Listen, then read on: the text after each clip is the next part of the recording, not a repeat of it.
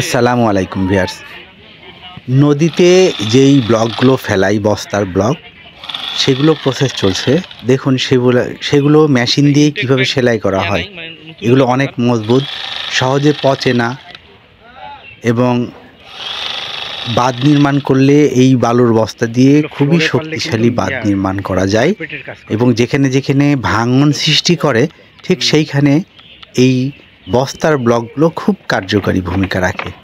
তো দেখুন কি সুন্দরভাবে বস্তাগুলো সেলাই করছে। ভিডিওটা যদি ভালো লাগে তবে অবশ্যই লাইক, কমেন্ট এবং শেয়ার করবেন। ধন্যবাদ।